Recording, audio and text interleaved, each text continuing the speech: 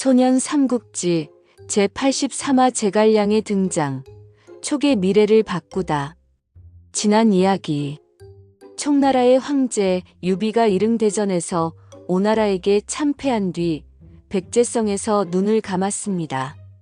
유비는 마지막 순간까지도 아들 유선의 어리석음을 걱정하며 승상 제갈량에게 어린 유선을 잘 보필하고, 만약 그가 군주의 자격이 없다면 직접 왕위에 올라 총나라를 이끌어 달라는 유언을 남겼습니다.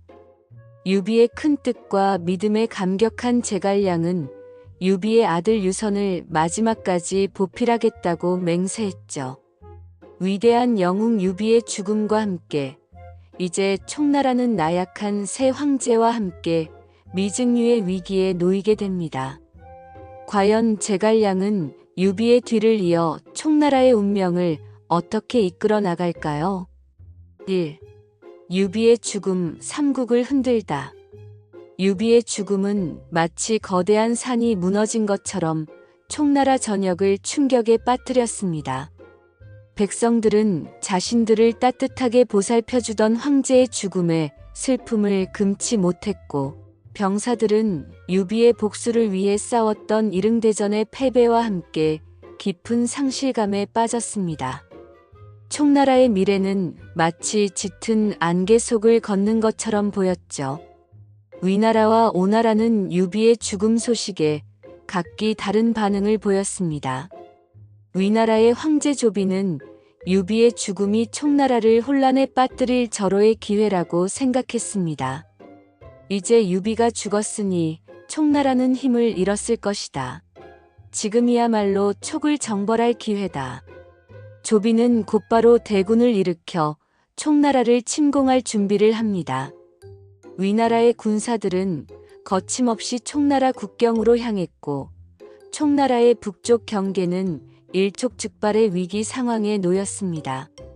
한편 오나라의 송건은 이릉대전에서 승리한 기쁨에 잠시 취했지만 곧 냉철한 이성을 되찾았습니다. 그는 유비의 죽음이 단순히 한 명의 영웅이 사라진 것이 아니라 삼국의 세력 균형을 뒤흔들 엄청난 사건임을 직감했습니다. 송건은 제갈량의 존재를 잘 알고 있었습니다. 유비가 죽었지만 제갈량이 살아있는 한 총나라는 결코 만만히 볼 상대가 아니라는 것을 말이죠.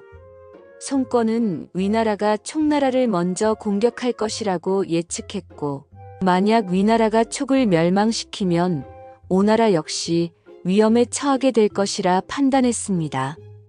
위나라가 촉을 정벌하면 다음 목표는 우리 오나라가 될 것이다. 제갈량의 능력을 믿고 지금은 위나라와 총나라의 싸움을 지켜보자. 송건은 잠시 공격을 멈추고 관망하는 자세를 취했습니다. 2. 위기의 총나라, 제갈량의 선택.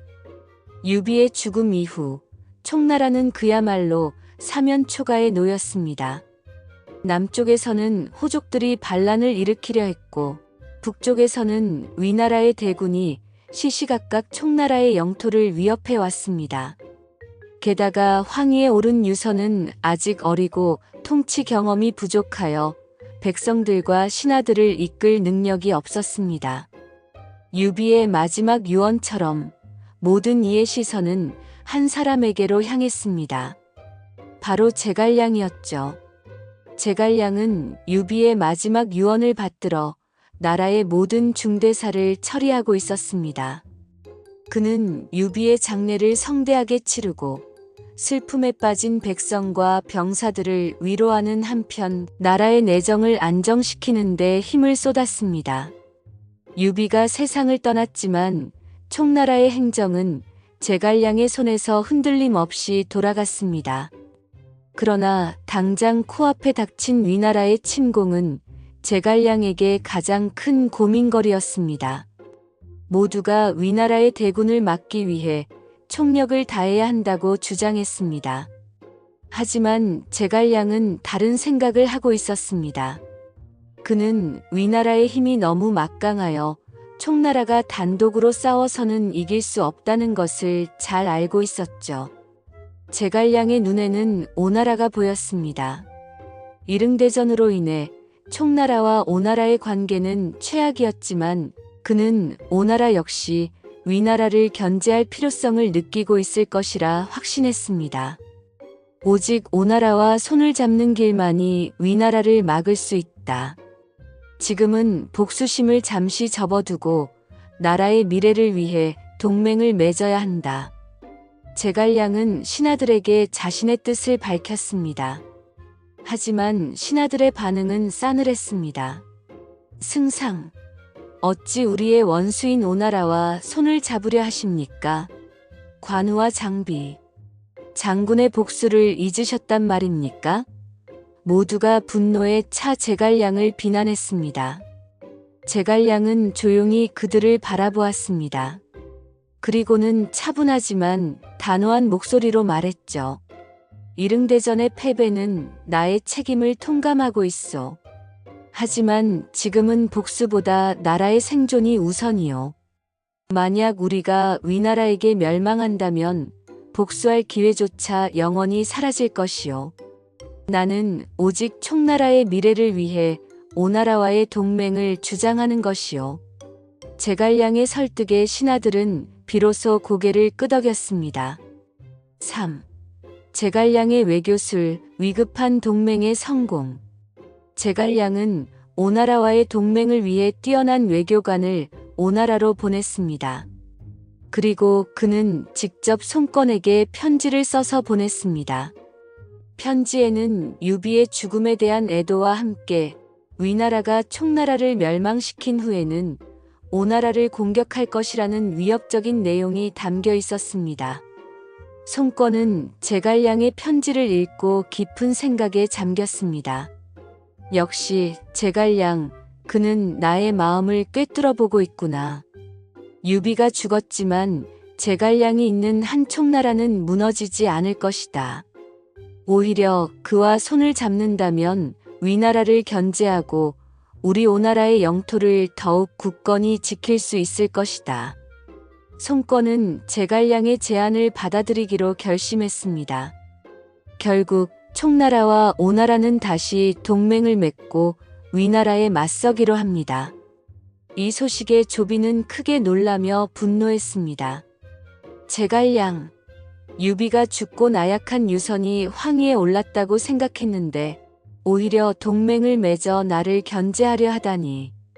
조비는 총나라와 오나라의 동맹 소식에 위협을 느끼고 결국 총나라 침공 계획을 철회했습니다. 이로써 제갈량은 외교만으로 위나라의 위협을 막아냈고 총나라를 위기에서 구해냈습니다. 하지만 그의 어깨는 더욱 무거워졌습니다. 유비가 세상을 떠난 뒤 어린 황제, 유선과 위기에 빠진 총나라를 이끌어야 하는 막중한 책임이 그에게 남겨졌기 때문입니다. 4. 제갈량의 남정, 총나라를 안정시키다. 위나라의 위협을 막아낸 제갈량은 이제 나라의 내부 문제에 집중했습니다. 그는 먼저 남쪽에서 반란을 일으키려는 호족들을 진압하기 위해 직접 군대를 이끌고 남정에 나섰습니다. 남정은 단순히 반란을 진압하는 것을 넘어 총나라의 내부를 안정시키고 국력을 강화하기 위한 중요한 작전이었습니다. 제갈량은 남쪽의 호족들을 무력으로 진압하기보다는 그들을 설득하고 회유하는 방식을 택했습니다. 그는 남만의 왕 맹액을 7번 잡았다 7번 놓아주는 7종7금의 지략을 펼쳤죠. 처음에는 제갈량을 불신하고 대항했던 맹액은 제갈량의 인자함과 깊은 뜻에 감동하여 마침내 그에게 항복했습니다. 승상의 지혜는 하늘과 같소. 이제부터는 승상을 아버지처럼 섬기고 다시는 총나라에 반기를 들지 않겠소. 맹액의 항복으로 남만은 완전히 평정되었고 총나라는 내부의 위기를 완전히 극복할 수 있었습니다. 제갈량의 활약으로 총나라는 다시 안정을 되찾았고 백성들은 제갈량을 새로운 희망으로 여기기 시작했습니다. 5. 다음 이야기 예고. 총나라의 위기를 극복하고 내부를 안정시킨 제갈량은 이제 유비가 이루지 못한 꿈인 한나라의 부흥을 위해 움직이기 시작합니다. 그의 눈은 오직 하나, 위나라를 멸망시키는 것에 집중되어 있습니다. 그는 마침내 북벌을 감행하며 위나라와의 마지막 대결을 준비합니다. 과연 제갈량은 유비의 꿈을 대신 이룰 수 있을까요? 위나라의 강력한 장수들과 지략가들에 맞서 제갈량은 어떤 전략을 펼칠까요? 제갈량의 본격적인 북벌이 시작됩니다. 소년 삼국지 84화 출사표. 제갈량의 북벌 편에서 새로운 이야기가 펼쳐집니다. 구독과 좋아요는 소년 삼국지 작가에게 큰 힘이 됩니다.